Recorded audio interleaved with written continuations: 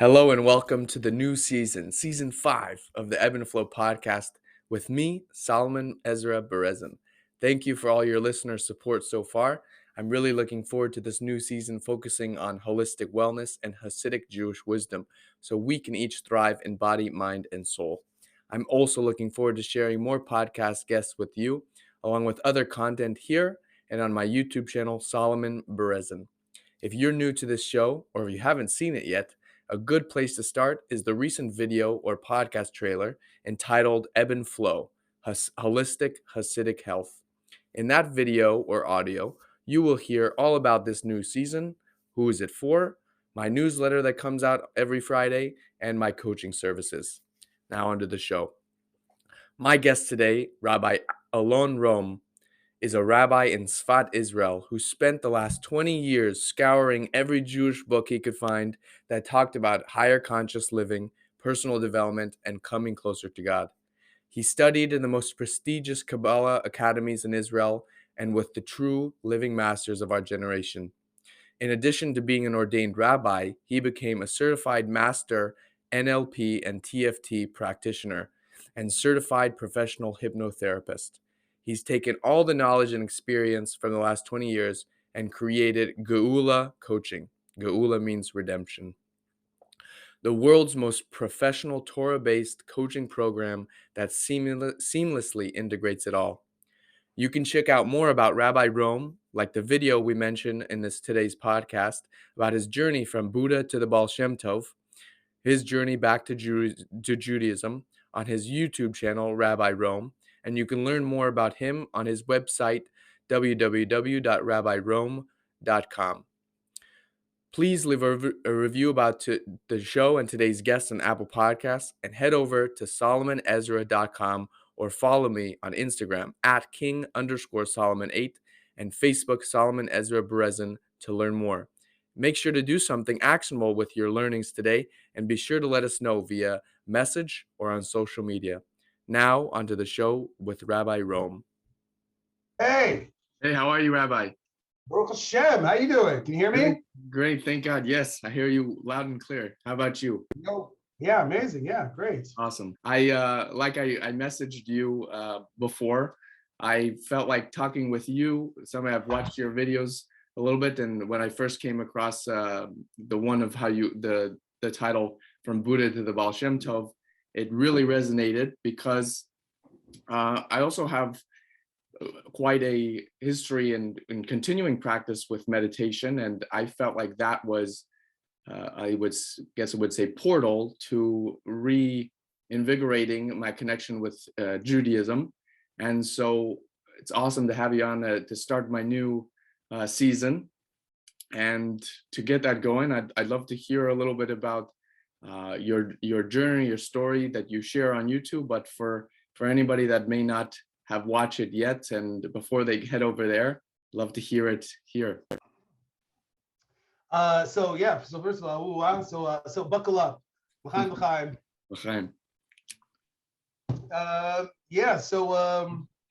I did not have any religious upbringing whatsoever. I grew up with very little to absolutely no Judaism growing up as a kid. My Judaism was pretty much Adam Sandler and Lox and Bagels. That was pretty much it. Right? 8 crazy nights. That was the extent of my Jewish upbringing. And I went out on a long journey to kind of like find myself out in the world. I didn't know what I was looking for in particular, but I just knew that I needed to search for something. I had this like deep burning something inside of me that just, I could not stay in the place where I was. I grew up in Los Angeles, and just, I saw that, materiality and the physical things just did not bring happiness.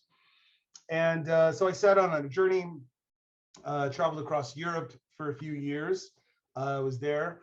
And then finally ended up making my way to the East, where there I had discovered Eastern spirituality and Buddhist meditation in particular. I was not a particular spiritual guy growing up as a kid. Yeah. I mean, I grew up in LA. The most spiritual thing I did was play like, hacky sack and ultimate frisbee, and but that I never was in like to yoga and meditation and all that stuff.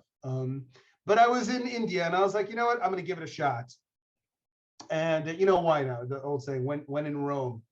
And so It's your last name. I did this. Yeah. So I did this meditation course, and it was awesome. It changed my life because it really kind of got me in touch with a place that I had never been in touch with before. And there was a lot of healing there. There was a lot of childhood issues and whatnot. And I was like, this is real, and it's very experiential, because for me, religion was always something that was kind of like, theoretical belief systems. You have to believe in this, believe in that, right? We can't exactly prove it to you, and but trust us, take our word for it. So here it was very practical, very experiential, right? Connecting with the mind and consciousness, and it was very hands-on. And so that it got me hooked, essentially. And so I ended up actually doing like another meditation retreat, and then another meditation retreat. And by that time I was like, this is it. I totally bought into this Eastern idea that life is suffering, and the only way to actually be happy is to renounce the physical material world. And I was like, yep, okay, let's do it. I am on my way to becoming a full-fledged Buddhist monk now. And I was like, okay, well, how do you do that? I didn't really know actually how you did that, but I just kind of like went with the flow. Went to Dharamsala in the Himalayan mountains. I got to meet the Dalai Lama. Amazing, beautiful, beautiful man, beautiful experience. And then I found a monastery that kind of would accept me and that I could just be there. And that's like kind of how I started my path. I was there for a little over 6 months, about 7 months, and until one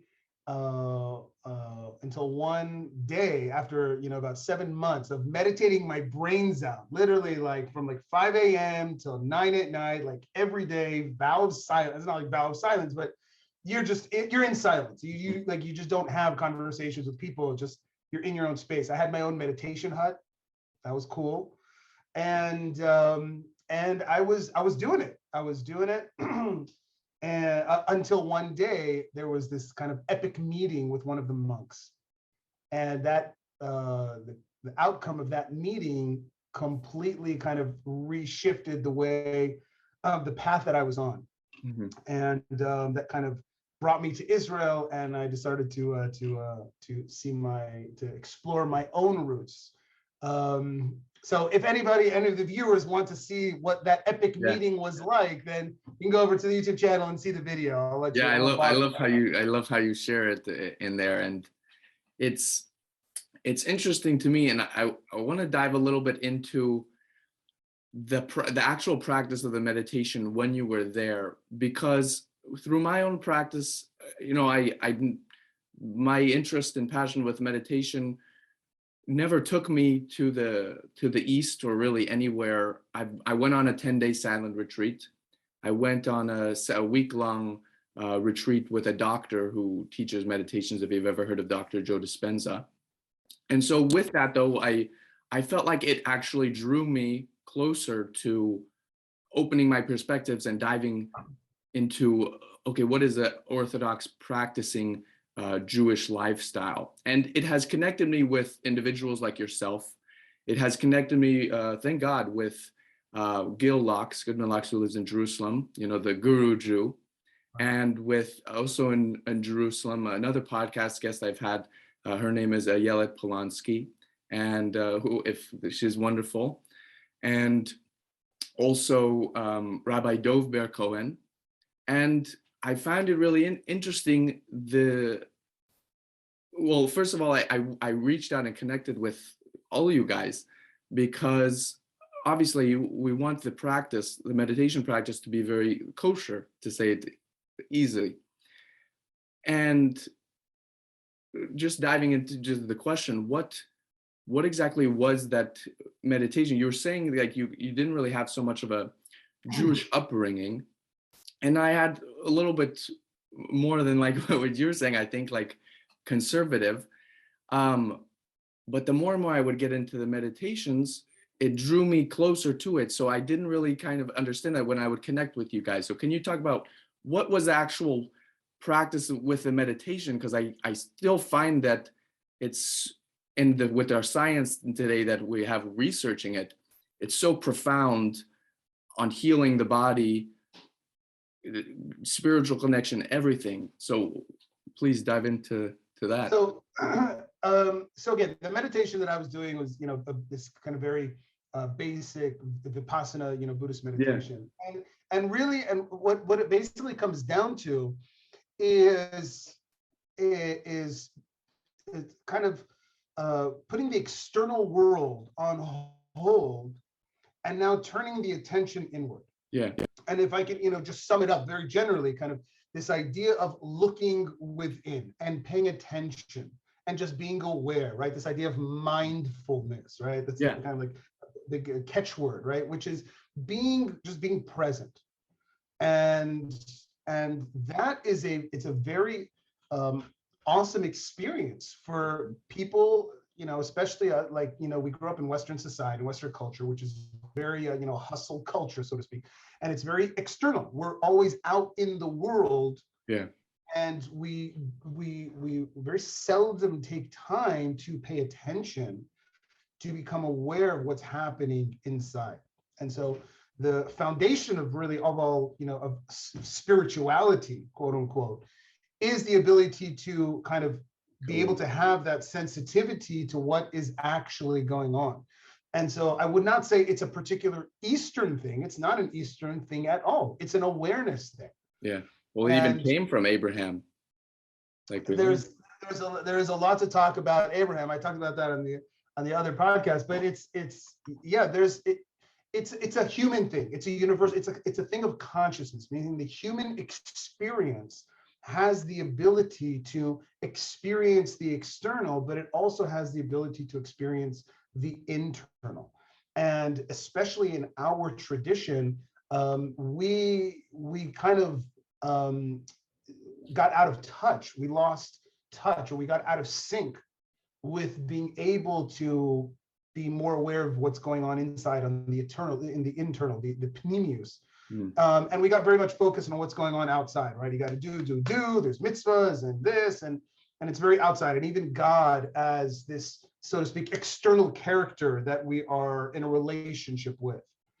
And so through Eastern meditation, or meditation in general, bringing the focus, bringing the awareness back to what's actually going on inside of me, meaning how do I become aware of who I am, of what my consciousness is experiencing right now, that awakens a very, very, very deep place within all of us, because that's essentially who we are. And so when I came back to Judaism, when I started to learn the inner dimensions of Torah, the mystical aspects through Kabbalah, through Hasidus, that talk about these very things, it was a game changer for me, because I did not realize that Judaism actually spoke about having those types of experiences. Yeah. But the whole idea of being, pnimi, being aware of the processes that are happening and the experience, and putting yourself in that state, is a very Jewish thing. It's a very it's a fundamental part of our tradition. Now, it was never really kind of revealed. It was never really utilized amongst the masses. That came, I think much, much later, more in the time of the Arizal, and then ultimately the Baal Shem Tov, and then in the Hasidic movement. And so, but the Eastern meditations that I was learning about was just giving me the ability to be able to look inside. Yeah. And when you start to kind of look inside, when you start to be aware of what's happening inside, then things start opening up, and it's like, oh, wait a second, oh, I got a soul. Nice to meet you. Yeah.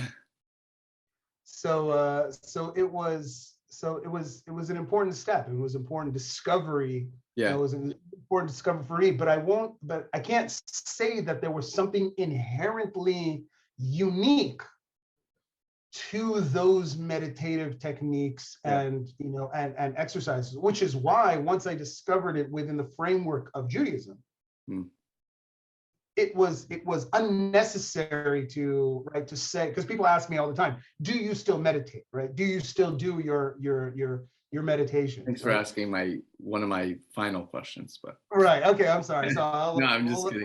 leave the cliffhanger for the end, right? Well, I wanted to ask,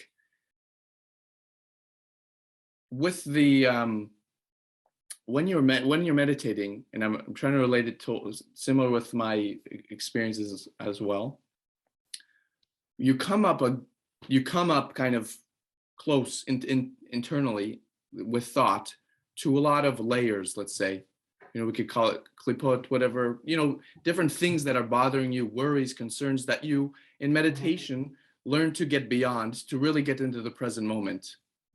That's where it can be very effective. You never really had, or did you ever have anything kind of related to the your Jewish identity come up during that?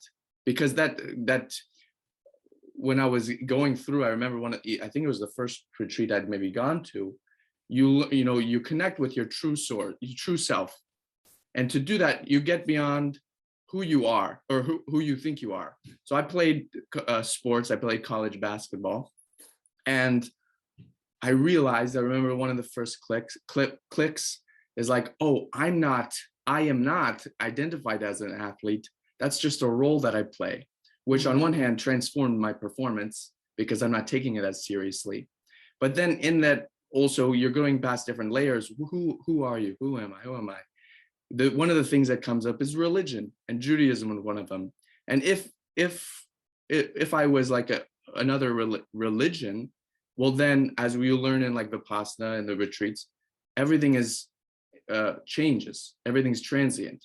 So that if I'm this religion, but that's not, if I'm not my religion, then it can change. But then I realized that doesn't sit well with being Judaism, because we know a Jew is a Jew is a Jew, regardless of how you practice.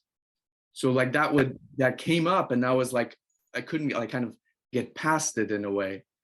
And in a sense, in Rabbi Dov Ber Cohen, in his book Mastering Life, he talks about that. He felt like when he was going into the Judaism, it was kind of like he was letting go of the journey, the spiritual kind of journey, but it was actually opposite. So did you ever have any of those kind of experiences come up internally in meditation, or not until that Buddhist monk came up to you and dropped his bomb? There were experiences, but not in the meditation itself. Meaning through my journey in the Eastern, it never kind of dawned on me like I came out of meditation as like, well, I need to feel it right now. That was not in my awareness. And the way I experienced it, understanding it now, was peeling back layers of identity. And growing up in Los Angeles, Hollywood, California, and creating these identities for myself and who I perceive myself to be. It was the process of going to the East and the meditation that was able to help me kind of peel back those layers. But it was not until I came to Israel that I actually was able to reconnect to the source of who I was. So I didn't have any like epiphanies. I am a Jew, through the meditative process. And I think that is why that's why you have many Jews who choose Eastern spirituality. I don't know if it's a joke or it's a statistic, but they say 80% of Buddhists in America are Jews. They call themselves Boo Jews. Boo Jews, right? So because you're asking the same thing, right? If they're levels of they're masters, they're teachers, they're supposed to be on the very high levels, but yet they do not feel the calling to, right? And so even though on one side you are peeling back layers, on another side you are, so to speak, trapping yourself within other layers, because that it is rooted in Eastern tradition, and because I wasn't really aware of what is kosher and what is not kosher. Mm-hmm. And this gets very, very kind of like very subtle in New Age meditation, New Age spirituality. Yeah, please. That's a you're putting your consciousness, so to speak, in a state that even though it may feel very enlightening and liberating, but at the same time, at a very, very subtle level, we are, so to speak, attaching ourselves to these klipot, and preventing us from really connecting to our essence. And I think that's how a lot of people, they get lured in by the actual experiential power and, you know, beauty and awesomeness of these kind of like non-religious affiliated meditative paths and systems. And so on one hand, it is liberating and it's enlightening, and I feel that, wow, I'm getting this, you know, emotional freedom. But on the other hand, the soul is not connecting to its source. Interesting. Because of the subtleties of the philosophy behind it and connecting, that it's not connecting to the source per se, right? I mean, Kabbalistically, you would say you were connecting to Elohim, not connecting to Havaya. Wow. Because there's the light that transcends the world, and then there's the light that is within the world, right? And so everybody's talking about connecting to the light, connecting to the light, connecting to the light. But connecting to the light inherently has a concealment to it. That's not the essence of the creator. It's not the essence of who I am. And so, so on one hand, I was kind of, so to speak, growing from the meditation, but the other hand, I did not feel that I was becoming more Jewish. I didn't feel it was helping me connect more to my Judaism. Does that make sense? Yeah. Can we dive a little bit into how can somebody, because like the Rebbe talks about it, I think it was somebody send me a video, you know, all the interesting stories when they go to the Ohel and whatever on the video. For those that aren't familiar with it, because I have a whole audience of not just Jews, but non-Jews. The gravesite of the previous the recent Lubavitcher Rebbe that passed away. There's often amazing experiences people have when they go in on the camera. They play pretty much all day videos of different talks that he was giving, and sometimes people have crazy experiences going in, and it's almost like he's talking directly to them. And one of them was about meditation and how psychologists, doctors, people need to have this as a therapeutic practice. And he was also talking about, because people are, like you were just talking about, getting into the Eastern one, if there's a kosher option, they'll definitely go for that, to at least try it first. So how can somebody within the meditation, like, because the one I'll practice in the mornings prior to davening, because even I believe it's the grandson of Maimonides talked about how the Tanaim, the great Torah scholars, would meditate to collect their thoughts before davening. It's from a doctor, like I was talking to you about, so it may have some kind of maybe traces of other sources. I don't know that for sure, but how can I, and then also other individuals getting into meditation and passionate about the health benefits, helping, you know, work on your midos, your character traits, for myself, breaking a negative habit that I used to have. How can we become aware of those subtleties that you were mentioning? So it's a beautiful point that you're bringing up. And when the Rebbe asked, I forget his name, Dr. Baruch something, I think it was Baruch, right? He came up with a thing, it's called the relaxation response. Is that what it is? Yes. Herbert Benz. Okay, and so separating, using meditation as a therapeutical or even a medical or physiological exercise, it's been proven, you know, time and time again that there's incredible health benefits reducing stress, regulating the strengthening the immune system, and we know because the nervous system there's kind of two aspects to it. There's the sympathetic nervous system, the parasympathetic nervous system, fight or flight, versus kind of the rejuvenative, the healing side of the nervous system that is activated in a state of relaxation. So meditation as a relaxation or as a therapeutical technique is very, very important, and is shown to have incredible results. As soon as you take that, so to speak, therapeutical exercise and attach some type of spiritual ideology to it,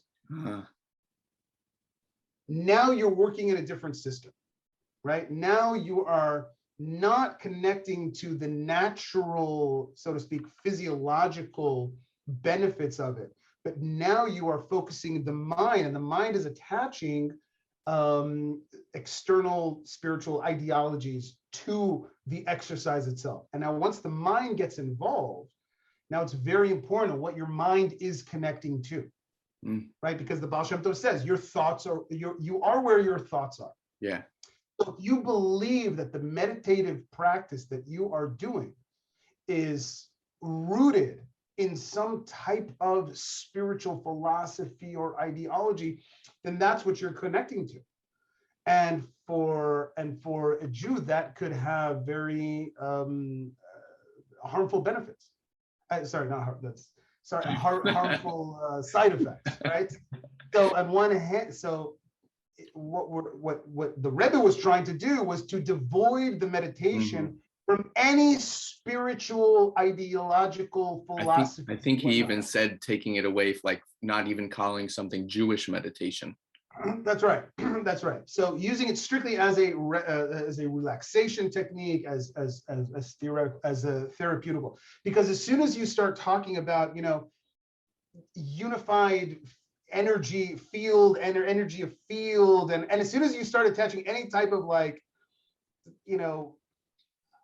I don't want to, I'm going to be very careful about my words, I don't want to offend anybody here, but as soon as it goes beyond the physiological thing, and it's used as a means of connecting to a higher state of consciousness, or to tapping into something beyond, transcending our own limited consciousness, then now you're in the realm of spirituality. And in the realm of spirituality, there's the side of Kedusha, and there is the side that is not of Kedusha.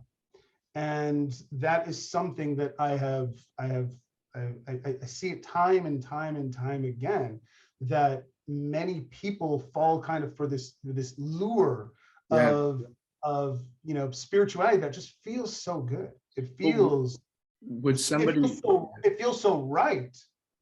But as for the Jew, for the essence, for like the subtle configuration of Jewish consciousness, it isn't right. It's not right. Just like eating a cheeseburger is not conducive to the spiritual health of a Jew. Would somebody be able to recognize that kind of difference between the kedusha, the holiness, and the not holy? Because there is also that physiological, and including the brain, as far as like the gray matter increases, to transcendence in a level, not like they call out of body, but I was also heard recently that you're not actually out of the body because the body's still living. But you have it's like you're wearing a 3D virtual reality glasses. So you ascend to this higher level, and you can see your life from a new standpoint, in a say. And so then when you return to the 3D world, let's say, you've changed in a positive way. Like you're now different parts of the body are communicating more effectively. That would somebody become can somebody within that practice become aware of the different I'm dealing with not holy stuff right now? I don't usually see people being able to distinguish between the two, because it's a very interesting thing. Rabbi Chaim Vital, the Arizal's like preeminent student, that we have all of the Arizal's Kabbalahs because of Rabbi Chaim Vital. And so the Arizal would give him very, very specific meditations to do. These are Kabbalistic meditations that, for those that are not familiar, but Jewish meditation, Kabbalistic meditation, is not like Eastern meditation, which is more focused on mindfulness and awareness, which are very passive. And so it's using different techniques in the East, using either techniques, whether focusing on your breath or focusing, on a mantra, repetition on a mantra, something like that. But it's just kind of like give the mind something to focus on so you can enter into a deep meditative trance, right? So those are, I consider those to be very passive forms of meditation, which is just be in the moment, be present, mindfulness, and so on. And so from the Jewish perspective, from the Kabbalistic perspective, that's the kind of like a foundation meditation. But then on top of that, the second layer of real Kabbalistic meditation is using the mind in a very controlled way, meaning focusing on very, very specific things, very specific configurations of energy, whether they're being channeled through the letters, the divine names, or whatnot. But it's using the mind to, so to speak, you have this kind of map of the spiritual realities, and using your mind now to be able to access those realities. And so the Arizal would give Rabbi Chaim Vital these meditations. They're called Yehudim, these unifications to do that would allow his soul to be able to access these other dimensions of reality. Yeah. And in those other dimensions, there's no lack of these conscious, sentient beings that exist in those other dimensions, non-physical beings that exist, not just malachim, angels, and not just shading demons, but all kinds of consciousness, the beings that exist in a state of pure consciousness. And so you're able to communicate with them, right? Because I know in many systems that communicate and being able to access higher wisdom, where you're receiving information and you're communicating right with the other side and whatnot. And so Rabbi Chaim Vital would communicate with these other beings, and he would come to the Arizal and he would say to him, well, this person told me this, and this thing told me that. And the Arizal says to him, listen, the very first thing you should do when you encounter a conscious, a being that is existing in a pure conscious state, and they're talking to you, the first thing you should do, the Arizal says, is ignore them. It's like with Moses, it's like Moshe's experience when he's getting the Torah. It sounds a little bit like they're like, what is this guy doing here? This story.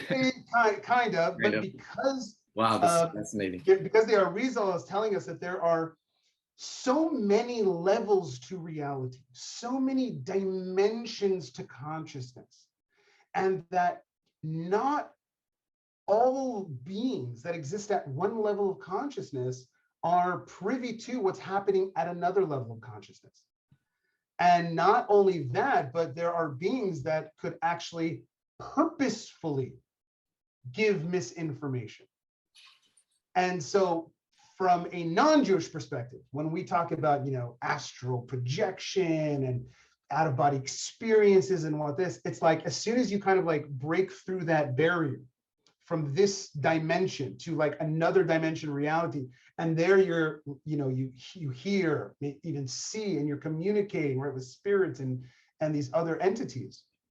It's very exciting. It's very exciting because like, wow, I made it. I've broken through the barrier of this, physical limited reality. And you're like, okay, what do you got for me? I'm here.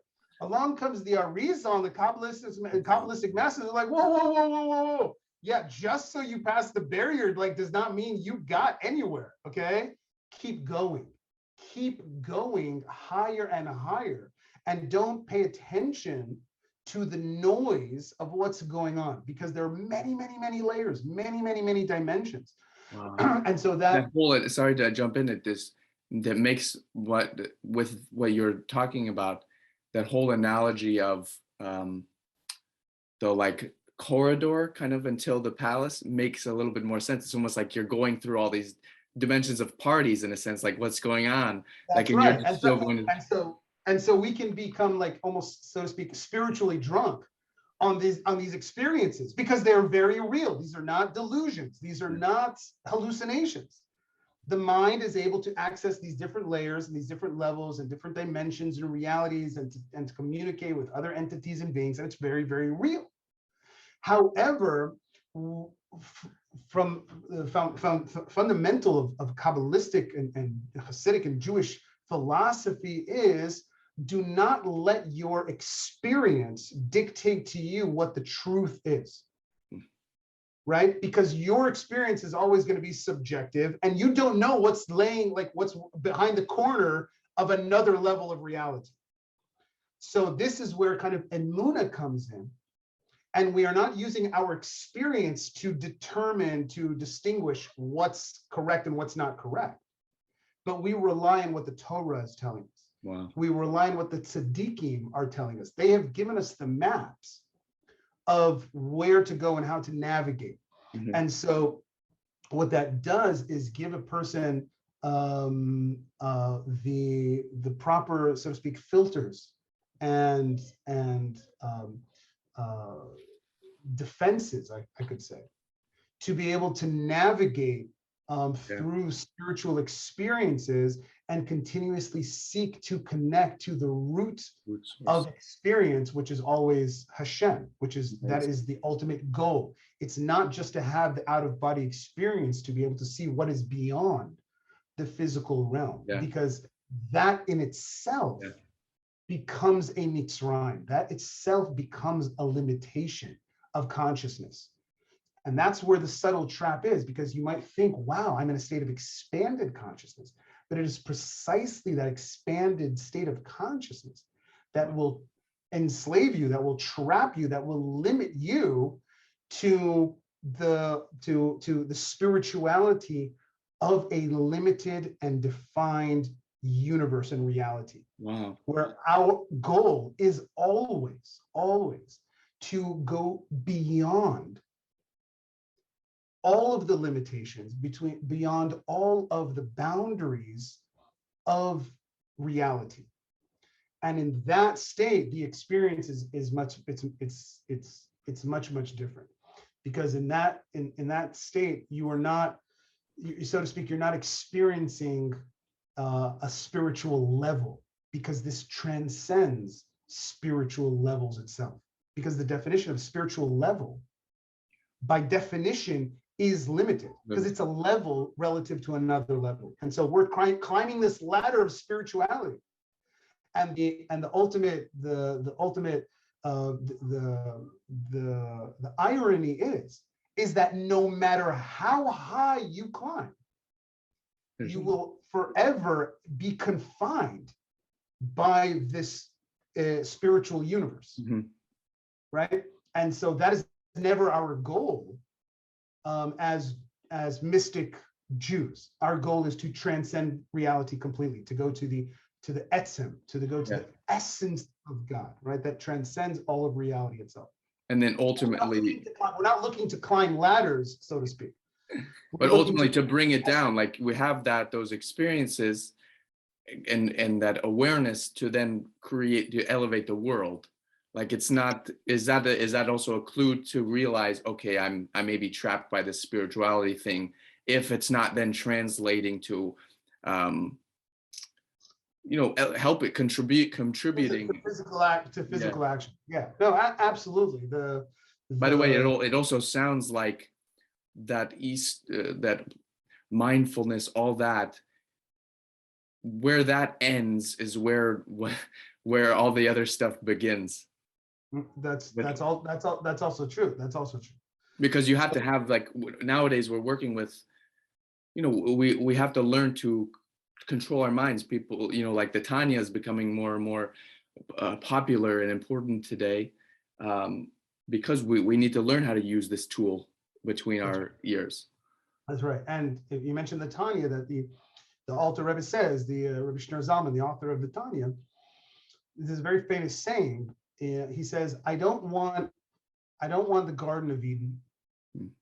I don't want the world to come. All I want is you.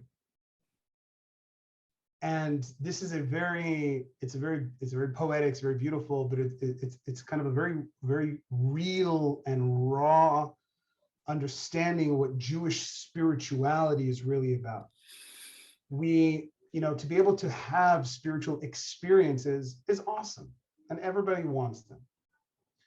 And we should strive for them. However, we should also be aware to understand that is never the goal. The goal.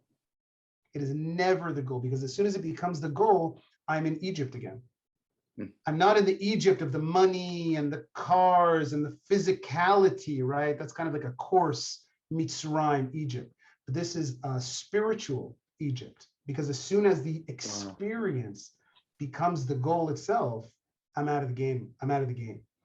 And so the Tanya is coming to teach us, as is all really Jewish mysticism, is that you can want spiritual experiences. Absolutely. We need to be able to kind of feed the soul for that. But nonetheless, there is a spirituality that transcends experience itself.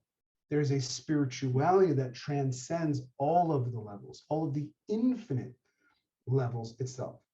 And that is where we start to get into the real kind of core of what Jewish spirituality is really, really about. It's not connecting to the Gilui, to the revelation of God's light. It is not connecting to the revelation of God's goodness. As far as we're concerned, we don't want God's goodness. We want God himself. Yeah. Right? So it's a different approach. And when you talk about God himself, because this reality and all of the spiritual dimensions and realities that exist beyond our physical space-time dimension, all of those infinite levels that exist, that can be experienced the higher you climb the ladder, all of those are not able to, they do not have the capacity to experience God's essence. Wow. Because by definition, God's essence, when we say Einod milvado, there is nothing but him. And so if God's essence were to be revealed, all of those realities would be completely nullified. Mm-hmm. They would cease to exist. Right? They would be completely too much light. He often uses the analogy of the sun. Correct, right. Like the rays of the sun and within the sun. And so none of those dimensions and levels and realities are able to be a vessel for God's essence. Wow. So you want to climb the ladder, go right ahead, right? You want to be able to have the spiritual experience, go right ahead. Please be my guest. I'm right there with you. However, if you want to experience something beyond those levels, beyond experience, something that is inexperienceable currently, then we can start talking about real Jewish spirituality, because to be able to connect to God's essence is actually only able to be done right here, right now, in this physical reality, right? God has given us the ability to connect directly to his essence, not to his light, but to his essence. We have the ability to connect to his light, but if you want to connect to his essence, you can do that as well. And that is through the power of Torah. That is the power of the mitzvahs.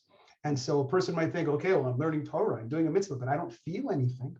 Yeah, you're right. You don't feel anything. You know why? Because you're connecting to the essence of God. Wow. And reality is not a vessel to be able to experience the essence of God. Right? So if you want the experience, okay, so meditate, and right, you do a nigun and do all of the meditative practices that, in the non-Jewish world and even in the Jewish world you can do. There's no end to real authentic Jewish meditation to be able to connect to the light. But if you want the essence, then you are able to have that whenever you want, simply by studying Torah, by doing a mitzvah. and know that you in that moment are in a state of total and complete oneness and unification with the essence of the creator, not the light, not the revelation of that, but the essence of the creator, which this world currently does not have the vessel to experience. It will, God willing, B'ezrat Hashem, in the Geulah Shlema, that's what we're waiting for. But that does not deter me that from right now, it's very empowering because I know that I am able to free myself from the self-centered desires, even for spirituality. At any given time, I can free myself, I can liberate myself from the shackles of even spiritual seeking and connect directly to the essence. You can do that whenever and wherever you are. Thank God we have the Torah. So that is it's a much it's a different approach. It's a different approach, understanding that there's the light of God and then there's God himself. Wow. So bringing it down to L'chaim. L'chaim after that. I'll have to when I'm back in Jerusalem or Israel, I'll be we'll have to have a cup of Israeli coffee and some kosher wine. You got it. You're on me. Come up to Tzfas. Oh, I'll be right there. So let's say somebody wants to now integrate this and practice the meditation and go about it in a organized, responsible, mature way. What is a proper intention that you would encourage? Like I remind myself whenever I'm going into it, my purpose of the transcendence or whatever it is so that I can, ultimately get out of my way per se and fulfill my purpose more so. And ultimately to elevate the world, to create, as we call it, direch b'tachtonim, reveal the godliness in the world. It's not revealing godliness in the world. It's revealing God himself. Yeah. Revealing God himself. That's right. Because godliness exists in all of the other dimensions. Yeah. Thank you for that correction. So you're asking, what is the intention? Okay. What would you encourage somebody listening? When I talk with individuals, help with individuals, I have guided meditations before as well. So when somebody may be listening and they are getting into practicing meditation, or they're already in it for a little bit of some time, like myself, what's the intention? Would you encourage that it keeps it pure and always the individual connected with God? Because it also seems like, based on our conversation and other individuals I've spoken with and then read, like from Gil Locke's, is the intention really makes the difference. Like you were even talking about with the Baal Shem Tov, where your mind is. So that's right. The intention. I always say it's like Jewish spirituality is kind of like an iPhone. Yeah, meaning if you want to check your email, right, or you want to watch a YouTube video, right, or download something off of the internet, you must have two things. You must have two things to be able to watch the video, to download the email or whatever it is. You have to have a device, and you have to have a connection, right, Wi-Fi connection or whatever it is. You have internet, right? If you must have both of those things, if you only have one, it's not going to work. You could have like the newest, greatest, latest iPhone, 14,000G X, 7. But if you don't have internet, then you basically just have a very expensive calculator. And if you have the highest speed Wi-Fi ever, right, but no device, well, that's not going to help you either, right? That's not going to help you either. So you must have both of those things. You have to have the device and you have to have the connection itself. So Jewish spirituality is very much the same way. You need to have a device and you need to have the connection. So what is the device? The device is the mitzvah. The mitzvah itself, we have 613 different mitzvahs. These are like 613 different frequencies.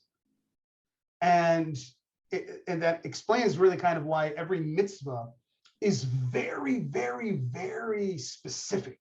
You know what I mean? Like crazy specific. Like sometimes it's like so like OCD specific, right? Like if like your tefillin is just like a centimeter off, no, that's not good, right? Like If the matzah was more, it was 18 and a half minutes in the oven, nope, comments, right? It's no good, right? If the little like the little stem of the estro kind of just like broke off, right? Rendered completely useless, right? So it's very specific. And I used to think, well, that's kind of crazy. That doesn't make any sense, right? Like God, how OCD could you be?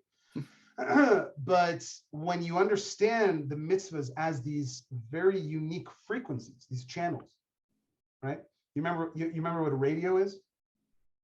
Yeah. So you have like this dial, right? And you have like this like the analog radio where it's just like moving through the different stations, through the different frequencies, right? So you're moving. So what's a radio station you have where you're from? 88.7. 88.7, right?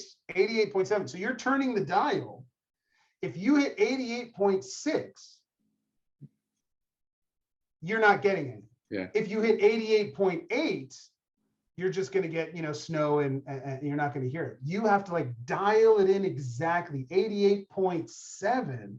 And now you can receive that broadcast, right? So the mitzvahs are these very specific frequencies that when we align ourselves with these very specific frequencies, now we're able to, so to speak, connect to that server in the sky. Yeah. However, that's just the device. You need the second part, which is also the connection. The device isn't enough. You have to have the connection as well. And the connection in Hebrew is what we call kavanah. That's the intention, right? The intention of why am I doing this? And so when you bring together, when you connect the action plus the intention, then that equals transformation. Then things start to really affect you at a very, very deep level. And so the actions, I'm sure everybody is familiar with. You can just find any rabbi to be like, hey, what are those mitzvahs? What are all those about? That's not the innovation of Kabbalah and the Jewish masters. But what is the intention itself? Meaning, what is the intention that I should be having for the different mitzvahs? Yeah. And it probably you could probably study for the next 10 years to learn the particular intentions for every particular mitzvah, because every mitzvah has its own unique intentions. How do I align my mind and my heart and my body in the specific way according to this frequency, right? 88.7, not 88.6. So, but there is, and that's pretty much what they're doing in the traditional Kabbalistic academies, the yeshivas, that they're learning the very specific individual and unique intentions behind every mitzvah. Now, there is, lucky for us, there's also a very general intention to have. So for all of the listeners out there and everybody that does not have the next 10 years to go and study, all of the secrets of Kabbalistic meditation, the general intention, which is something that the Hasidic masters put a lot of emphasis on, talking to the masses, talking to regular people, to empower them, to give them the ability to also affect the transformation in themselves in the world. The general intention comes down to this one phrase that we say every morning: L'shem yichud kudsha brichu ushchinte. And it's taken from the Zohar. And what it literally means is that it's this phrase, so to speak, it's this meditation that is preparing us to enter into this experience. L'shem yehud kudsha brichu ushchinte, which translates literally to, I am doing this for the sake of the unification of the Kadosh Baruch Hu and the Shekhinah. Now, that's right. That's right at the start of Pesukei de Zimra, correct? So it depends on what nusach you daven, right? But if you're davening in the Teilas Hashem, then we say that right before Baruch She'amar, right before the Psukei de Zimra. However, there are other Hasidic traditions that they say it before every single mitzvah that they do. And this is also in the Sephardic communities, in the Sephardic Kabbalistic communities, before any mitzvah, for putting on your talis, your tefillin, or you're going to light candles, or you're going to say the Birkat HaMazon, they say L'Shem Yechud Kucha B'richu, L'Shem Yechud Kucha B'richu Shchinta. And so what it essentially means is that we are doing this, the intention is to unify the Kadosh Baruch Hu and the Shekhinah. The Kadosh Baruch Hu, you can say, is the essence of God. And the Shekhinah is the expression of that essence. It's the vessel to be able to reveal that essence in the world. And so you can kind of think of it as the masculine aspect of God and then the feminine aspect of God. And so every mitzvah that we do, we are doing it for the sake of unifying both aspects, the total, complete, infinite, and transcendent essence of God should be revealed here in this world. Wow. That is like kind of the very basic. Mm-hmm. It's not basic at all, but it's a fundamental understanding, the intention that kind of underlines all of Jewish practice, all of Jewish meditation, all of the observance, everything that we do is always for the sake of bringing that essence into this world. Because essentially, we as human beings, as consciousness, these limited, independent conscious beings, we, so to speak, collectively embody the feminine aspect of God, right? We are, so to speak, God's bride, right? L'chadodi likrat kala. And so we embody the vessel itself. And so when we actually do the mitzvah, right? When I say the word, or when I actually do the action, when I put the coin in the stuff in the charity box, that action is the masculine, the essence of the creator, because that's his will, that I should do this and not this. And so when that action now is being unified with my body, I'm the one that is actually saying the words. I'm the ones that are actually doing the action. That is the unification itself. And the infinite and transcendent God is right here in this place. It's on my lips. It's in my hand. It's in my entire being. And so I am the one that is actually making that unification and bringing that infinite transcendent essence into this world right here, right now. So that is the. I hope that makes sense. But that's the fundamental intention that we should be having when we do the action, because just doing the meditation without an action, I would say that's kind of like the preparation. Well, either one could either one be a trap. Like if you just have, if you get so like, this will lead to my next question. So how would you encourage somebody growing in somebody that has a desire of doing more of the actions, the mitzvahs, the connections, to not get trapped by so much of the like laws around it? And I remember you might remember I texted you one time originally it was about, like, let's say kosher food. I think that's the example to use for this, because somebody wants to have a desire to keep the best kosher. Let's say something is slightly off, it can lead to a reaction, and that itself is separating, not literally, but from the purpose of it. Right, which is good, which is okay, because you should have the awareness, because there's I want to be in a state of alignment. And when I do something, a particular action, that it throws me out of alignment. I'm out of sync now. And right, it's like, someone moved the dial on the radio and now I'm not getting that broadcast anymore. And it's okay. I mean, the good news is it's not the end of the world. Don't be so hard on yourself. God is not like a vengeful God that is going to punish you for all of eternity because, you mistakenly put the milk spoon in the meat pot, right?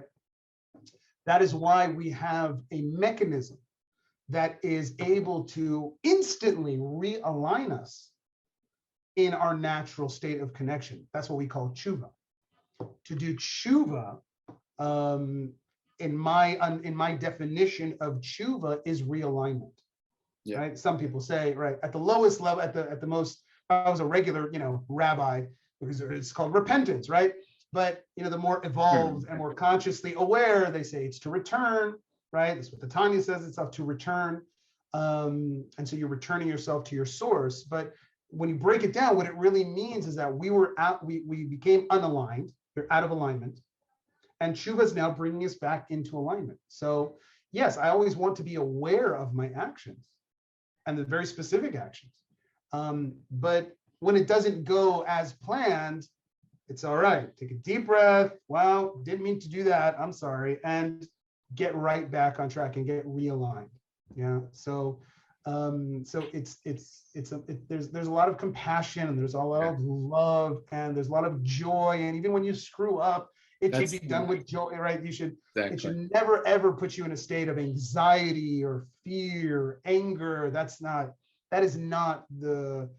are not the characteristics of real Jewish, spirituality. It almost seems the approach or mindset that has at least made it for some people I've spoken with and then with myself, a lot more of a fun and exciting journey is to look at it almost like a game per se. Absolutely. Like if you're playing a sport. It's an adventure is what it is. Exactly. It's an adventure. We are not perfect. Okay. And I think one of the diseases of this generation is we are so hard on ourselves. Yeah. We feel so unworthy because we have created such incredible mountains of expectations, either from what we expect from ourselves or what from others expect from us, or what, for what we think God expects for us. And it's just burying us all under all of this knowing that I cannot live up to those expectations. And so we get down and we get very, very, very depressed, and that's not real Jewish spirituality. That is not the path of the Baal Shem Tov. That is not the path of the Rebbe. That's not where we want to be. And because that's not the truth. The truth is that the mystics are telling us that God loves you and God sees that you're imperfect and he knows you're imperfect. And you have to try, you got to give it your best shots, right? But lo alecha hamelacha ligmor, right? It's kind of fun. You do what you can to do. And it's a continuous adventure. And I try. I'm not using this as a way to kind of give myself kind of a get out of jail free card, and I can say, okay, so I can be a little bit less,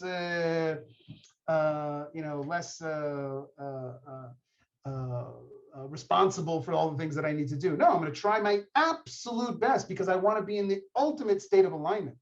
But the truth is that even when I'm not in alignment, I'm still connected to God. Exactly. It's just because my heart is always there. And when I did something I shouldn't do it, and I feel that. But it's constant adventure. Every day you're going to try a little bit better. You're going to try a little bit more. And it's a continuous discovery, self-discovery. And God sees that. And God is the infinite, master of creation, knows you, knows you're not perfect. And that's okay. That's why we learn that before he created the world, before he created you, he created tshuva. Yeah. Right? Why do you have to create tshuva before you create the world? What are you automatically assuming that they're going to mess up from the beginning, right? So, because the truth is, we're not here to be perfect, but we're here to rise above our. Yeah, we're here to rise above our imperfections. It's to accept and to embrace our imperfections. That's what makes us human. That's why God gave us the Torah and did not keep it in the heavens and give it to the angels, because God appreciates our imperfections. And that's where real the human experience is, when we are able to fall and to accept that and to get back up. It's when it's really embodied, that compassion, it's such a a sigh of relief in how you approach just one's life. It reminds me of, recently I heard one of my rabbis was giving a talk when, I forgot the name of the parsha, when Jacob was giving the blessings to all of his sons, and some of them don't seem to be blessings. And the first one he gives to the oldest son, wow, the name just slipped. Reuben, thank you. It's I don't remember the exact words, but it seems like a curse in a way. Like that's not a blessing, but ultimately, he was the oldest son. He was going to be the high priest. All these roles that he was, in his mind thought he had to fulfill, and then by what his father told him, this blessing, which seems like a curse, it was actually the greatest sigh of relief for him, because he was like, oh, I don't have, like, I can be myself. Right. And so like that came up when you're speaking, because then when we approach life and practicing and just almost everything, it becomes like a game, in an adventure. You said it better, an adventure that's so pure and holy. And then that's what life's all about. Like even when you mess up, you're not mad at yourself here. It's almost like, dang, you got me this time, but I'm gonna come right back at it. Wow. So all right, you had like an amazing adventure and journey, and it led you to Jerusalem, and you studied a lot, and it led you to become a rabbi. And I'd love to, in our concluding, I'd love to hear it all led to the rabbi Rome of today.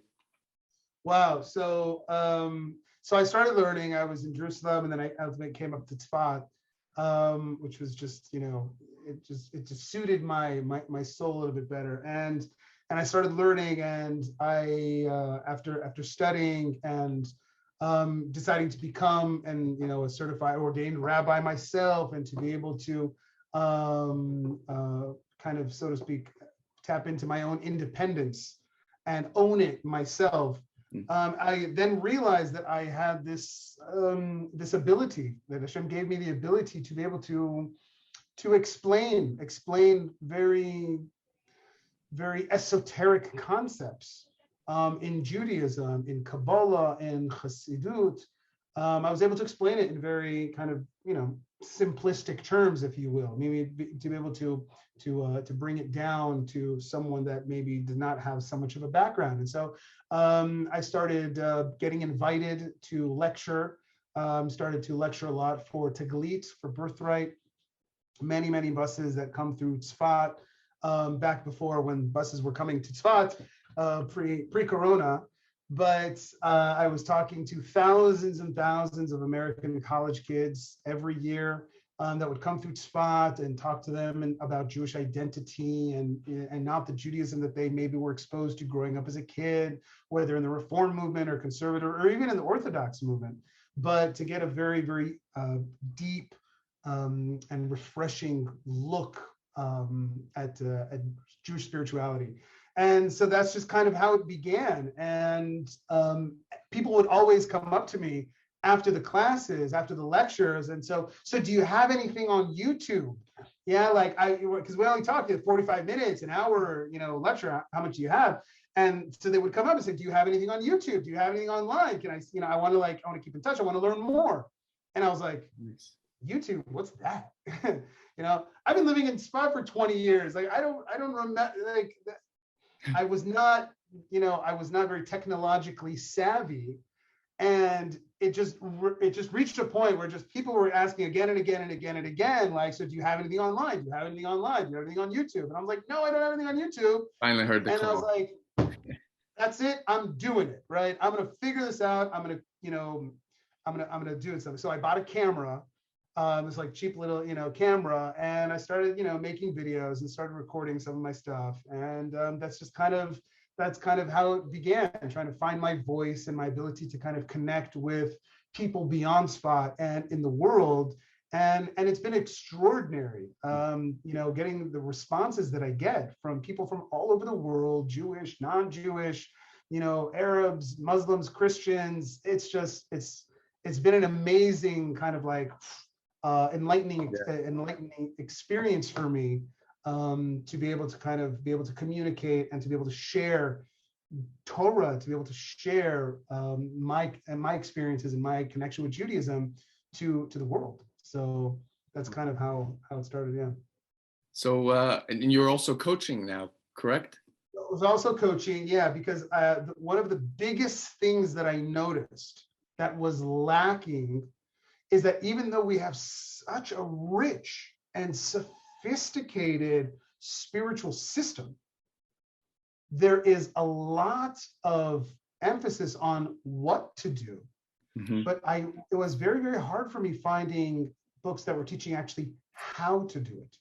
Meaning, how do you create, like, what's the step-by-step process to take somebody through a meditative experience, to take somebody through the ability to achieve some type of emotional, liberation. And mm-hmm.